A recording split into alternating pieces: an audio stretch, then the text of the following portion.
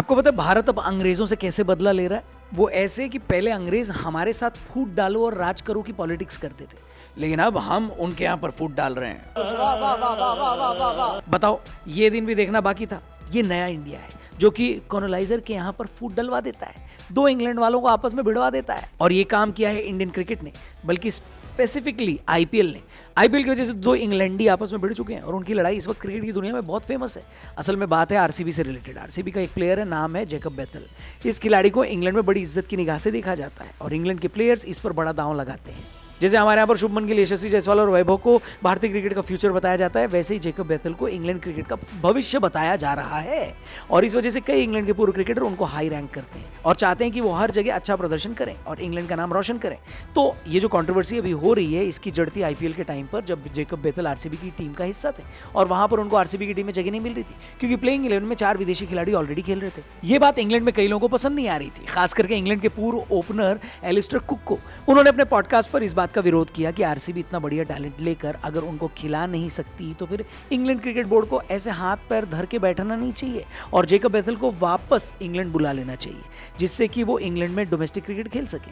हालांकि Alastair cook के इस स्टैंड को कई लोगों ने लॉजिकल से ज्यादा इमोशनल बताया और कहा कि आरसीबी मैनेजमेंट ऐसा नहीं है कि जैकब बेथल को वेस्ट कर रही है, बल्कि उनकी प्लेइंग 11 में जगह नहीं बन पा रही है। और ऐसा इसलिए भी नहीं है कि आरसीबी को इंग्लैंड की क्रिकेट से कोई प्रॉब्लम है, क्योंकि ऑलरेडी वहां से फिल सॉल्ट आरसीबी के लिए खेल रहे थे। लेकिन ये लड़ाई अब 2-3 महीने बाद फिर से जीवित हो गई है, जब एलिस्टर कुक के पॉडकास्ट पर बोबाट और दिनेश कार्तिक बैठे हुए थे। ये दोनों ही आरसीबी टीम मैनेजमेंट का हिस्सा है और जब आरसीबी का टीम मैनेजमेंट सामने दिखे तो एलिस्टर कुक ने अपने पॉडकास्ट में एक बार फिर कहा कि जैकब बेथल को आईपीएल में खिलाया नहीं गया और वो बस मैदान के बाहर अपने मौके का इंतजार करते रहे, इससे अच्छा तो इंग्लैंड वापस आ जाते।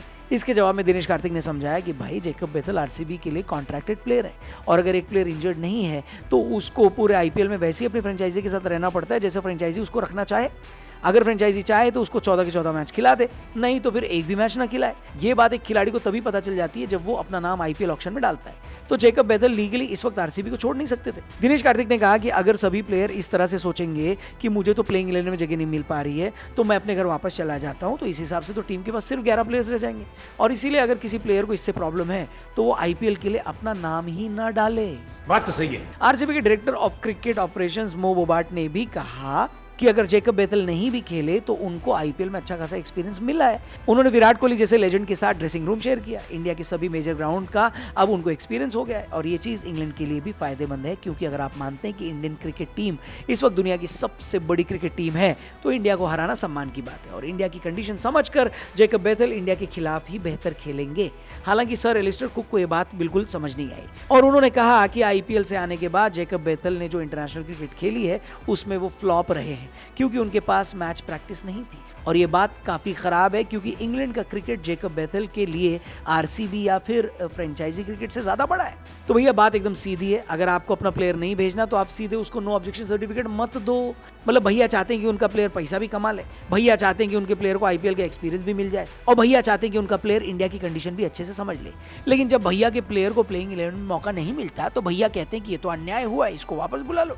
अरे भैया मैं कह रहा हूं कि बुलाने की नौबत ही क्यों आ रही है, उनको यहां भेजने से पहले ही मना कर दो। यहां टीम एक खिलाड़ी खरीदती है, स्ट्रैटेजी बनाती है, उसके ऊपर पैसा खर्च करती है और आपको ये मजाक लगता है क्योंकि आपको इंग्लैंड क्रिकेट ऊपर चाहिए। भाई अपने खिलाड़ी को अपने पास संभाल के रखो। वैसे भी आप लोगों को तो संभालने का अच्छा खासा एक्सपीरियंस है, हमारा सारा सामान अपने ब्रिटिश म्यूजियम में आपने संभाल के रखा हुआ है, अपने खिलाड़ियों को तो संभाल के रख ही सकते हो, है कि नहीं? बात तो सही है। एलिस्टर कुक जबरदस्ती इंपॉर्टेंट बनने की कोशिश कर रहे हैं, खुद तो टी20 क्रिकेट खेल नहीं पाए, अब देश के नाम पर अपने यंग खिलाड़ियों को भी नहीं खेलने दे रहे। आपको पता करना है कि आईपीएल विदेशी खिलाड़ी के लिए कितना पावरफुल हो सकता है तो केविन पीटरसन से पूछ लेना, वरना हमारी जनता आपको कमेंट बॉक्स में तो बता ही देगी। आप लोग जो कमेंट करना हो सके इंग्लिश में करना, क्या पता एलिस्टर कुक के पास जब ये वीडियो पहुंचे और वो जब ये कमेंट पढ़े तो उनको समझ में तो आए कि भाई आप लोग क्या लिख रहे हो। चैनल को भी सब्सक्राइब करना, वीडियो को शेयर करना। जल्दी मिलते हैं, जय हिंद।